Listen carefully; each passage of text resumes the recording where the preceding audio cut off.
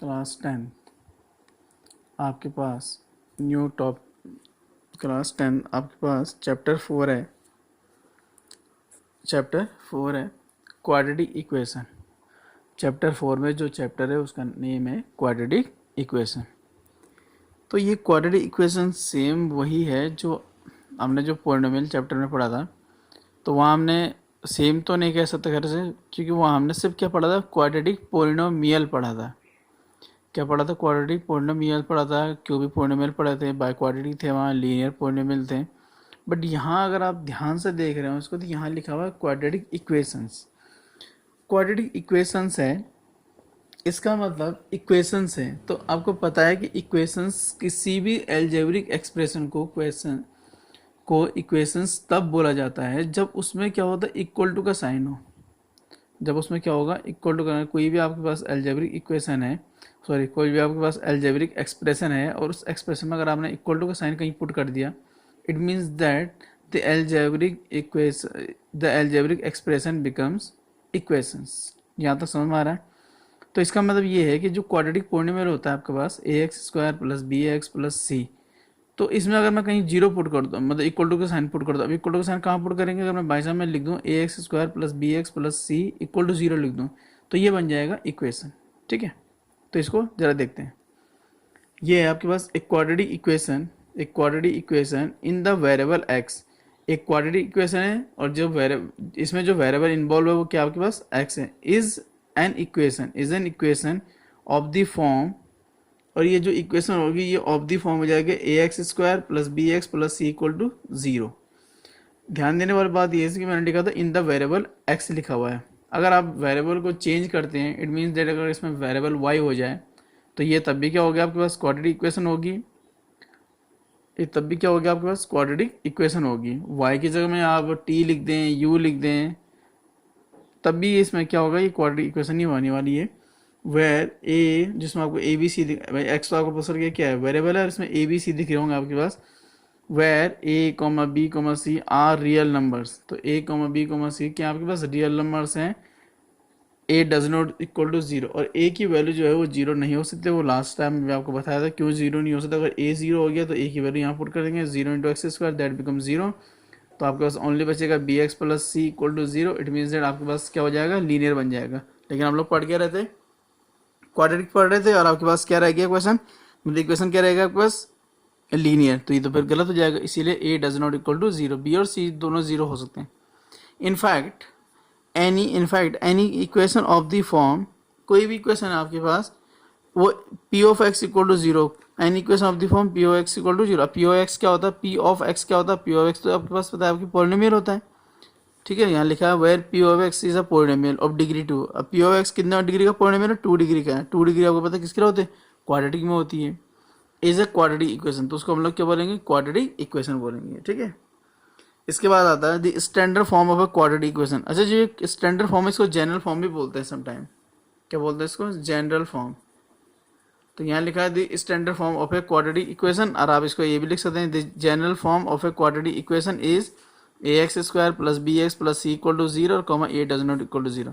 तो ये किसी भी क्वाड्रेटिक इक्वेशन की क्या होती है, एक जनरल फॉर्म हो गई या स्टैंडर्ड फॉर्म हो गई। यानी कि वर्ल्ड के मतलब पूरी दुनिया में जितने भी क्या होंगे आपके पास क्वाड्रेटिक इक्वेशन होंगे वो इसी फॉर्म में लिखा जाएगा। यानी कि या तो फिर आप ये कह सकते हैं कि सारे क्वाड्रेटिक इक्वेशन जो है इसी फॉर्म में आएंगे। इन्हीं से आप जितने भी क्वाड्रेटिक इक्वेशन है वो सारी आप इनसे क्या कर सकते हैं, बना सकते हैं। You can make all the quadratic equation from this form, इसीलिए इसको जनरल फॉर्म बोलते हैं। यहाँ तक समझ में आ गया। इसके बाद है roots of a quadratic equation. Roots of a quadratic equation कि किसी क्वाड्रेटिक इक्वेशन के रूट्स क्या होने वाले हैं। ठीक है, तो इसमें है कि let p of x = 0 be a quadratic equation. p of x = 0 एक क्वाड्रेटिक इक्वेशन है। Then the zero of the polynomial p of x, then the zero of the polynomial p of x, यानी कि तब अगर आपको p of x जो है उसके अगर आपको 0 फाइंड करना हो, are called the roots of the equation p of x = 0। ठीक है, क्या लिखा हुआ, then the zero of the polynomial p of x। तो जो p ऑफ x आपके पास जो पॉलिनोमियल है, अगर आप उसके क्या फाइंड कर लें, उसके 0 फाइंड कर दें, अगर आप उसके क्या फाइंड कर दें, आप 0 फाइंड कर दें, तो उन्हीं जीरोस को हम क्या बोलेंगे, we called the roots of the equation P of X equal to zero. तो जो जीरोज होते हैं, और जीरोज आपने लास्ट चैप्टर में पढ़े थे, जीरोज क्या होते हैं, मतलब लास्ट से लास्ट यानी पढ़ने वाले चैप्टर में आपने पढ़े थे कि जीरोज क्या होते हैं। तो जो जीरोज होते हैं उन्हीं को रूट्स बोलते हैं किसी भी क्वाड्रेटिक इक्वेशन के। ठीक है, इसको सॉल्व करने का तरीका है कि 10 X equal to alpha, X equal to alpha is the roots of P of X equal to zero if and only if P of alpha equal to zero. यानी अगर x इक्वल टू एल्फा है और अगर x equal to alpha है, आप बोल दें कि नहीं x इक्वल टू एल्फा क्या है, जीरो है polynomial p of x equal to zero का, तो ऐसा सिर्फ तभी पॉसिबल है जब आप उस एल्फा को अगर आप उस पोलिनोमियल इक्वेशन में पुट करेंगे क्वाड्रेटिक में, और अगर वो सेटिस्फाई हो जाए, सेटिस्फाई होने का मतलब है कि अगर आपके पास इक्वल टू जीरो आ जाए तो आप बोलेंगे कि तब की जो x इक्वल टू एल्फा है is a zero is a roots of the given या is a roots of the given quadratic equation. यहाँ तक समझ में आ रहा है? आई होप कि आपको समझ में आ रहा है। इतनी सी इसमें थ्योरी है क्वाड्रेटिक के बारे में, क्योंकि हमने इसकी बहुत सारी बातें पॉलिनोमियल वाले चैप्टर में कर ली थी। यहाँ सिर्फ हम किसके बारे में बातें कर रहे हैं, यहाँ here we are only talking about quadratic equation, we are only talking about quadratic equations, not quadratic equations। तो quadratic equation के बारे में हम लोग यहाँ क्या कर रहे हैं, बातें कर रहे हैं। तो quadratic में फिलहाल तो ये है। इसके बाद है आपके पास, अगर मूव करें तो एक्सरसाइज है आपके पास 4.1। एनसीईआरटी में जो एक्सरसाइज आपके पास वो है 4.1, और इसका जो फर्स्ट क्वेश्चन है, फर्स्ट क्वेश्चन कुछ इस टाइप से है, check whether the following are quadratic equation. आपको ये चेक करना है कि ये जो कुछ पार्ट लिखे हुए हैं, check whether the following are quadratic equations, क्या ये क्वाड्रेटिक इक्वेशन है या नहीं है। तो आपको इसमें क्या करना है, यस और नो लिखना।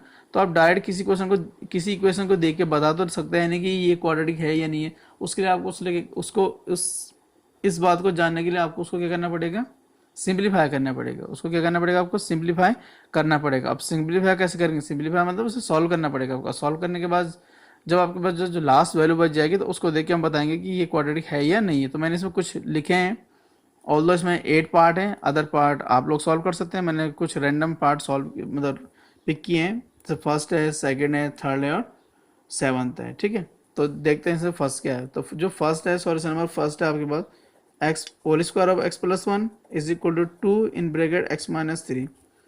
तो whole square of x plus one का मीनिंग होता है कि x square plus 1 square plus 2x, आपको पता है ए प्लस बी का होल स्क्वायर फॉर्म होता है। ये हो जाएगा 2x, 3 2 जा 6, तो यहाँ हो जाएगा एक्स स्क्वायर, 1 का स्क्वायर 1 होता है, प्लस 2x, और ये हो जाएगा 2x माइनस 6। सबको लेफ्ट में ले आना जितना भी आपको राइट में दिख रहा होगा। तो ये 2x प्लस का राइट में आ गया माइनस, ये प्लस इक्वल टू कितना, 0। ये दोनों कैंसिल हो गया आपके पास। तो आपके पास बचेगा X square plus 7 equal to 0। और अगर आप इसको स्टैंडर्ड फॉर्म में लिखना चाहें, you can write it 0 into X plus 7 equal to 0। तो ये क्या हो गया आपके पास, क्वाड्रेटिक इक्वेशन है। तो यहाँ लिख देना है yes it is a quadratic equation. तो ये क्या हो गई आपके पास, एक क्वाड्रेटिक इक्वेशन हो गई। ठीक है, तो ये इस टाइप से आप इसको क्या कर सकते हैं, सॉल्व कर सकते हैं। इसी में शायद जो सेकंड पार्ट है उसको भी आप इजीली सॉल्व कर सकें, थर्ड भी हो जाएगा आपके पास। I am going with seventh part. Seventh part है whole cube of x plus 2 is equal to 2 into 2x into x square minus 1। अब यहाँ होल क्यूब ऑफ कितना है आपके पास, x प्लस 2 है, तो फॉर्मूला होता है x प्लस ए प्लस बी के होल स्क्वायर का होता है a क्यूब यानी कि x cube plus b cube, sorry ये समझ में नहीं आ रहा होगा, x क्यूब प्लस यानी कि x cube plus 2 cube plus 3ab into होता है x plus 2 is equal to, इसको अंदर मल्टीप्लाई कर दें, ये हो जाएगा 2x क्यूब माइनस 2x। इसके बाद हो जाएगा आपके पास x क्यूब प्लस 2 क्यूब 8 होता है, 3 2 जा 6x in bracket x plus 2 and right side is 2x cube minus 2 of x। तो ये हो जाएगा आपके पास x cube plus 8 multiply 6x square plus 6 2 जा 12x is equal to 2x cube minus 2x। जितनी चीज़ें आपको राइट में दिख रही है सबको लेफ्ट में ला सकते हैं आप इस टाइप से। तो ये हो जाएगा माइनस 2x क्यूब और ये हो जाएगा प्लस 2x इक्वल टू 0। तो ये x क्यूब है, ये 2x क्यूब है। तो लाइक टर्म हमेशा क्या होता है, सॉल्व होते हैं।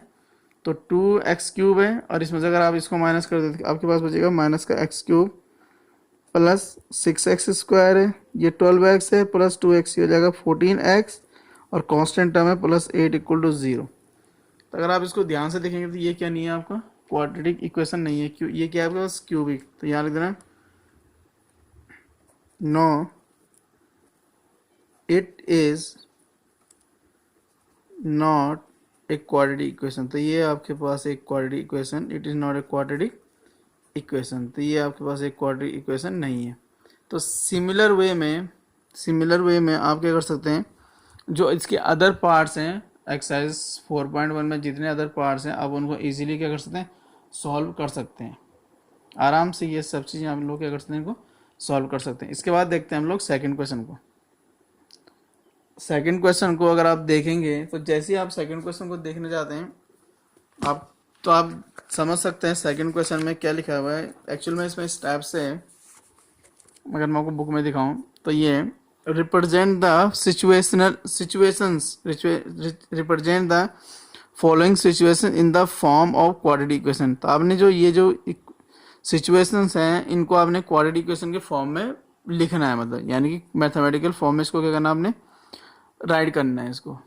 तो इसमें ज़्यादा है नहीं, 2, 3, 4 हैं इसमें पास, तो आप इजीली से क्या कर सकते हैं, सॉल्व कर सकते हैं। इवन सॉल्व ही नहीं करना तो मैं इसके लिए आपके लिए एक पार्ट सॉल्व कर रहा हूँ, सेकंड पार्ट में भी। तो क्लास 10 इसमें आपके पास सेकंड का जो सेकंड पार्ट है वो कुछ इस टाइप से है। The product of 2 consecutive integers is 306। आपके पास टू कंसेक्यूटिव इंटीजर्स हैं। 2 कंसेक्यूटिव इंटीजर का मतलब ये कि आपके पास 2 इंटीजर हैं, 2 लगातार हैं, मतलब एक के बाद है। और अगर आप उनका क्या करते हैं, प्रोडक्ट करते हैं तो आपको मिलता है 306। We need to find integer. तो हमें क्या करना है, इंटीजर्स फाइंड करना है। इंटीजर्स फाइंड कैसे कर सकते हैं, वर्ड प्रॉब्लम से तो कोई चीज़ हम सॉल्व नहीं कर सकते। इसके लिए हमें इस प्रॉब्लम को किस में चेंज करना पड़ेगा, मैथमेटिकल प्रॉब्लम में चेंज करना पड़ेगा, और देन उसके बाद हम इसे इजीली सॉल्व कर पाएंगे। तो first of all let the 2 consecutive integers are x and x plus 1। तो जो 2 कंसेक्यूटिव आपके पास इंटीजर्स हैं, एक x है दूसरा x plus 1 है। इसके बाद जाएगा आपके पास, यहाँ लिखेंगे ATQ। ATQ का मीनिंग होता है आपके पास अकॉर्डिंग टू क्वेश्चन। तो अकॉर्डिंग टू क्वेश्चन होगा, उसके अकॉर्डिंग क्या था आपके पास, प्रोडक्ट ऑफ 2 इंटीजर्स इज 306। यानी कि फर्स्ट इंटीजर क्या आपके पास x है और सेकंड इंटीजर कितना है आपके पास x plus 1 है। आप इन दोनों क्या कर रहे हैं, प्रोडक्ट का मतलब इन दोनों क्या कर रहे हैं आप, मल्टीप्लाई। और आपको कितना मिल रहा है, 306 है। तो आप इसको मल्टीप्लाई करें तो x इंटू एक्स कितना हो जाएगा आपके पास, एक्स स्क्वायर हो जाएगा, x इंटू 1 x हो जाएगा, इक्वल टू 306 हो जाएगा। तो एक्स स्क्वायर प्लस एक्स, इसको अगर आप लेफ्ट में ले आए तो ये हो जाएगा 306 इक्वल टू 0।